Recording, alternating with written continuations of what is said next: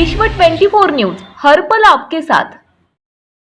जय हिंद। मैं विश्व 24 न्यूज से पत्रकार दाऊद शहर सोलापुर जिला आज 10 दिन से आंदोलन चालू है। तो यहाँ पर कुछ लिखा हुआ है, मैं आपको पढ़कर सुनाना चाहता हूँ। गोकुळ शुगर धोत्री थकीत ऊस बिल मिळण्यासाठी सोलापूर जिल्हा अधिकारी कार्यालय और धडक मोर्चा व बेमुदत ठिय्या आंदोलन दिनांक 25/5/2026 पासून आंदोलन करते ऊस बिल उत्पादनासाठी। तर इथे काही संघटना आहेत का आपली? यहाँ पर संगठन लोग है। गोकुल शुगर जो ऊस बिल स्थगित हुआ है, इसके लिए यहाँ पर आंदोलन किया जा रहा है। तो यहाँ पर प्रशासन कितना ध्यान देती है और कितना दुर्लक्ष करती है। ये 10 दिनों से आंदोलन चालू है। अभी आपको पता होगा, ये 2 दिन से बारिश जो हो रहा है, अवकाळी बारिश हो रहा है, तो ये लोगों के कितने हाल हो चुके हैं। आज हम ये लोगों से जानने की कोशिश करेंगे। सर, आपलं नाव? अमोल पटेल। बस किती दिवसापासून हे करतो तुम्ही बोला? किती दिवसापासून आंदोलन चालू आहे?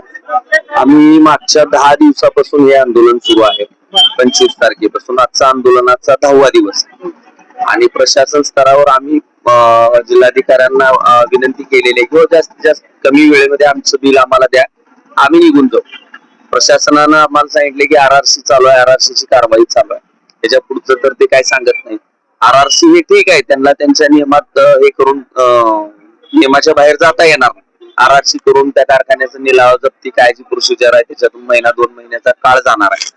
मग आम्ही सरकारला प्रशासनाला विचारतो, 12-14 महिने आम्ही शेतकऱ्यांनी ऊस पिकवला राहणार, त्याच्यानंतर ऊस गाठला कारखान्याला आणि आज जवळपास 8 महिने झाले।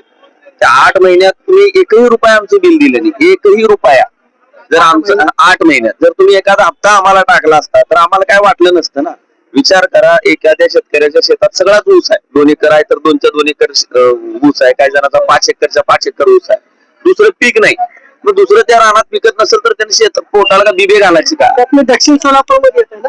हा, दक्षिण सोलापूर। तर मला सांगा, आता मध्याचे आमदार खासदार वगैरे एक तुमच्या गाठभेट झाली असेल? आतापर्यंत आम्ही विनंती केल्यावर लोकप्रतिनिधी म्हणजे आमचं धाराशिव जिल्ह्यातले फक्त 2 आमदार येऊन गेले, आमदार प्रवीण स्वामी सर आणि आमदार कैलासदादा पाटील, शिवसेनेचे दोन्ही ठाकरे गटाचे, आणि काँग्रेसच्या खासदार आहेत प्रणितीताई शिंदे, हा, या ठिकाणी त्यांनी भेट दिली। बाकी मग जे काही स्थानिक पदाधिकारी आहेत पण इथले काय तुमचं काय म्हणणं? नाही, आतापर्यंत ते आलेच नाही। खासदार असो हे आम भारतीय नागरिकांचे सेवक आहेत, बरोबर आहे। जिल्हाधिकारी असो, कलेक्टर असो, आमदार असो, खासदार असो, कोणीही असो, हे भारतीय नागरिकांचे सेवक आहेत।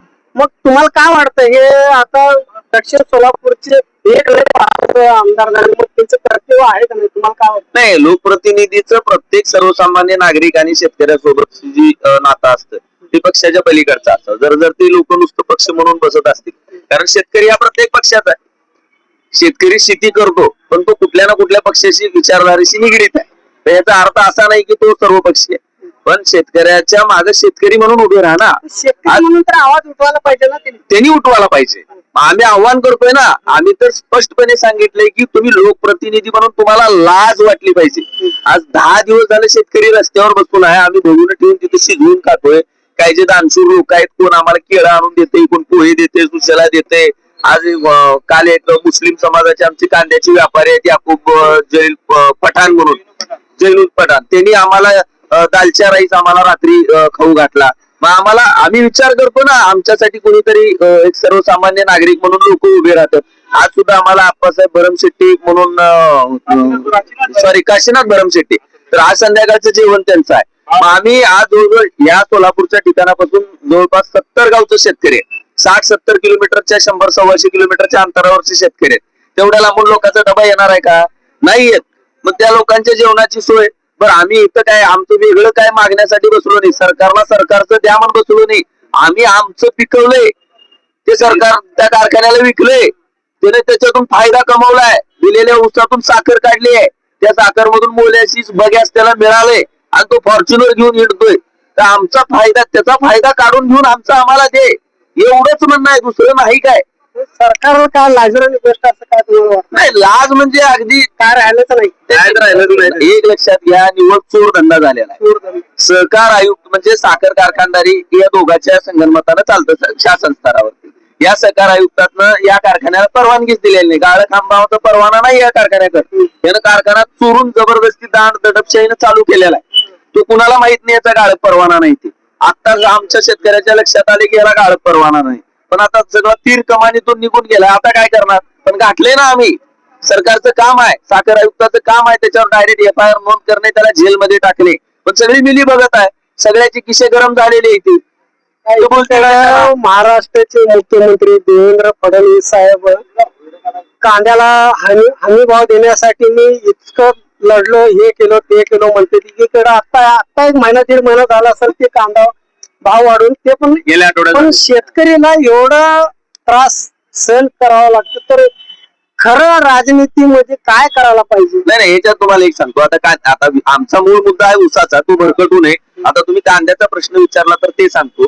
रब्बी हंगामातला जो कांदा असतो तो टिकाऊ असतो आणि शेतकऱ्याकडे सर्रास स्टोरेज नाही कांद्याचं. ज्या शेतकऱ्याकडे आहे ते स्टोरेज करतात, ज्यांच्याकडे स्टोरेज नाही ते शेतकरी मार्केटला कांदातून नाशवंत आहे.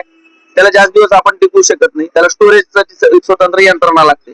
कांदा मार्केटला व्यापारी भाव पाडतात, ₹1, ₹2, ₹1.5 खरेदी करतात आणि यांचा माल खरेदी करून हा स्टोरेजला लावतात. हे वाक्य आणि हा व्हिडिओ तुम्ही जपून ठेवा. जून, जुलै, ऑगस्ट या दरम्यान कांद्याचा भाव का असेल ते तुम्ही बघा. म्हणजे रुपयाचा घेतलेला कांदा हे लोक ₹60 पर्यंत नाही नेल तर मला विचार.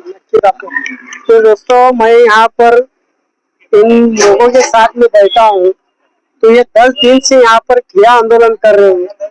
प्रशासन यहाँ पर कितना दुर्लक्ष कर रही है ये नजर आ रहा है.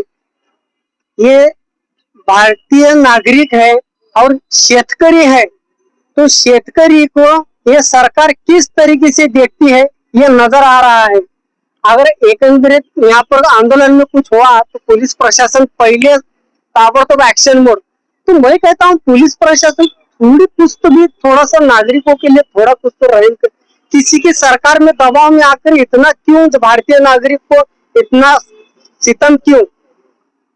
भारतीय नागरिक को महामानव डॉक्टर बाबासाहेब आंबेडकर प्रत्येक नागरिकाला अधिकार दिलेला आहे, फंडामेंटल राईट आहे.